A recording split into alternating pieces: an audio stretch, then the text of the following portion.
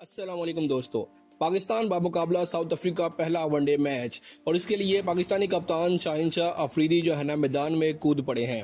शाहीन शाह अफरीदी ने आते ही सबकी बोलती बंद कर दी है और बड़े बड़े खिलाड़ियों को स्क्वाड से बाहर कर दिया है। यह नाज़रीन आप सबको मालूम होगा कि शाहीन शाह अफरीदी ने लाहौर कलंदर्स को 2-3 मरतबा PSL का टाइटल जितवाया है और इसी को मद्देनजर रखते हुए अब उन्होंने ऐलान किया है कि जिस तरह मैं PSL में खुद अपनी टीम बनाता था और मैंने लाहौर को टाइटल भी जितवाया, इसी तरीके से मैं अब अपनी वनडे की प्लेइंग 11 भी खुद जो है ना चूज़ करूँगा। उसमें किसी को मैं इजाज़त नहीं दूंगा कि कोई मेरी प्लेइंग 11 के साथ छेड़छाड़ करे और मैं खुद अपनी मर्जी के प्लेयर फाइनल करूँगा और वही प्लेयर्स खेलेंगे जो डिजर्विंग होंगे, जो परफॉर्म करेंगे और किसी पर्ची या किसी सिफारिशी प्लेयर को टीम में शामिल नहीं किया जाएगा। तो नाज़रीन पहले वनडे मैच के लिए ऐसी प्लेइंग 11 का ऐलान हो गया है कि आप सब हैरान हो जाएंगे। आइए जानते हैं कि वो कौन सी प्लेइंग 11 है, कौन कौन से नाम हैं जो आप लोगों को पहले वनडे में नजर नहीं आएंगे, यानी कि इन लोगों को शाहीन शाह अफरीदी ने बाहर किया है।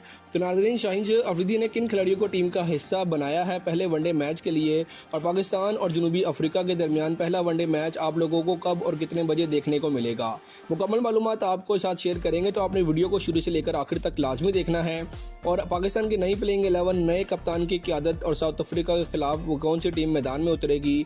पाकिस्तान ने T20 सीरीज जीत ली है और अब बारी है शाहीन शाह अफरीदी की। नाज़रीन पहला वनडे मैच, पहली कप्तानी और सामने जनूबी अफ्रीका जैसी मजबूत टीम। तो नाज़रीन वीडियो का बाकायदा आगाज करते हैं, लेकिन उससे पहले आप सब दोस्तों सिर्फ इतनी सी दरख्वास्त है कि आप जिस जगह, जिस शहर और जिस मुल्क से भी ये वीडियो देख रहे हैं उसका नाम आप कमेंट सेक्शन में ज़रूर लिखिएगा। अब बात करते हैं पाकिस्तान की उस नई प्लेइंग 11 की, वो टीम जो जनूबी अफ्रीका के खिलाफ पहला वनडे खेलने जा रही है। शाहीन शाह अफरीदी ने टीम का इंतखाब जो है ना बड़े ही जुर्रतमंदाना अंदाज में किया है, सबको हैरान कर दिया है। ये महज एक टीम नहीं बल्कि एक नया तजर्बा भी लग रहा है, एक नई सोच और एक नए अहद का आगाज भी हो सकता है। तो चलिए बात करते हैं खिलाड़ियों की। नंबर 1 पर पाकिस्तान की ओपनिंग जोड़ी में होंगे नाज़रीन साइम अयूब।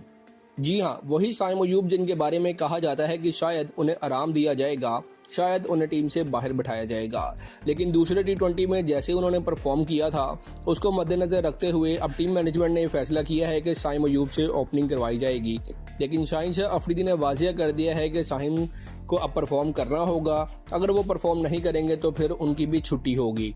उन्होंने कहा है कि साइम को मैं ऑलराउंडर के तौर पर नहीं बल्कि बल्लेबाज के तौर पर खिलाऊंगा, उनसे बॉलिंग कराना बोनस होगा मगर बुनियादी जिम्मेदारी उनसे बैटिंग करवाई जाएगी, यानी उनके ऊपर भारी जिम्मेदारी होगी कि वो बॉलिंग नहीं बल्कि बैटिंग के ऊपर तवज्जो दें और बैटिंग से टीम के लिए रन्स करें। अब देखना यह है कि वो किस एतमाद से इसको ऊपर पूरा उतरते हैं।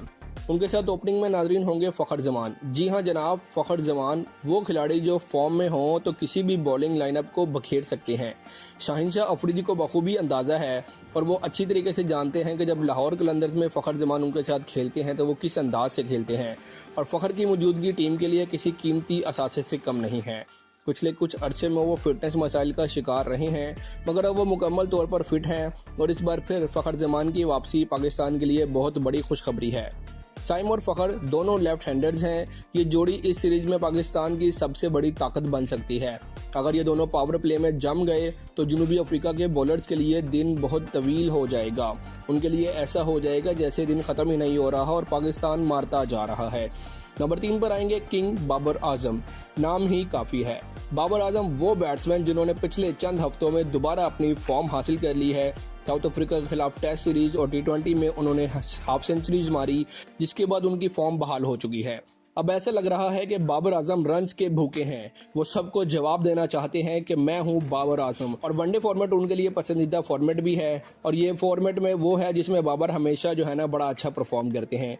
T20 और टेस्ट दोनों में अच्छी कारकर्दगी देने के बावजूद बाबर की असल पहचान हमेशा वनडे क्रिकेट रही है और ये उनके लिए बेहतरीन मौका है कि वो एक बड़ी सेंचुरी करें और अपनी खामोशियों को रन से तोड़ दें। नंबर 4 पर साबिक कप्तान मोहम्मद रिजवान। कुछ लोग कह रहे थे कि अब चूंकि वो कप्तान नहीं है तो शायद प्लेइंग 11 में ना हो, लेकिन शाहीन ने अब अफवाहें ख़त्म कर दी हैं। रिजवान पाकिस्तान के सबसे कामयाब विकेट कीपर बैट्समैन हैं, उनकी एवरेज 50 से ज़ायद है और रिजवान कई मैच विनिंग इनिंग्स भी खेल चुके हैं। रिजवान हमेशा मुश्किल वक्त में टीम को संभालते हुए नजर आते हैं और उनकी मौजूदगी टीम के लिए बड़ा फ़ायदेमंद है। नंबर 5 पर शाहीन शाह अफरीदी ने बड़ा बोल्ड फैसला लिया है और यहाँ मौका दिए हैं नौजवान बल्लेबाज हसन नवाज को।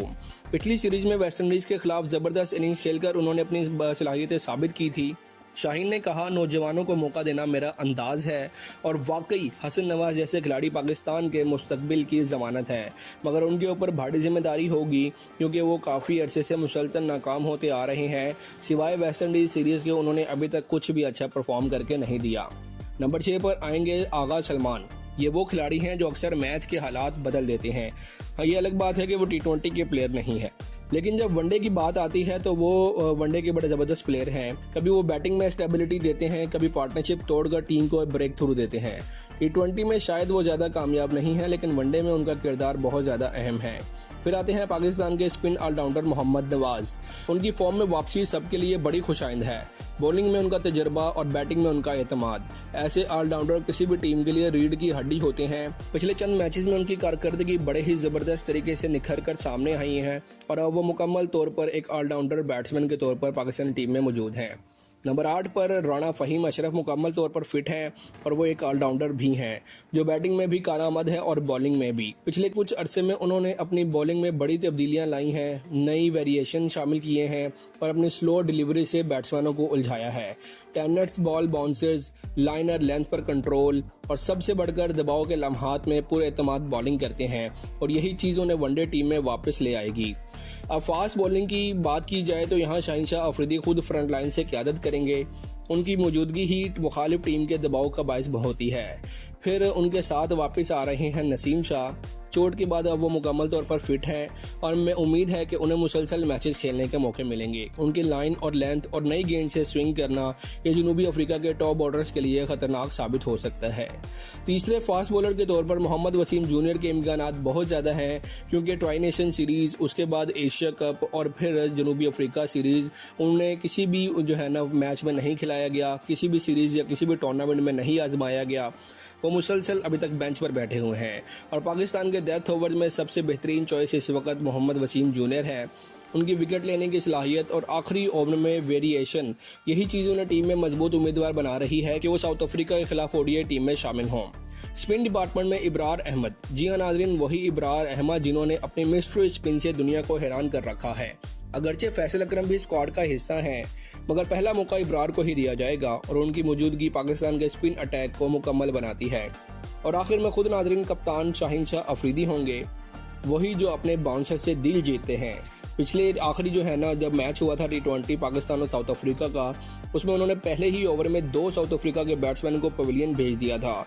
साउथ अफ्रीका का 0 स्कोर था और उनके 2 खिलाड़ी आउट हो चुके थे और अगर साउथ अफ्रीका रिव्यू ना लेता तो उनके 3 खिलाड़ी आउट हो चुके थे। और उन्होंने अपने नाम एक और रिकॉर्ड भी किया है और वो ये कि अब तक 24 मैचों में शाहीन शाह अफरीदी पहले ओवर में विकेट ले चुके हैं।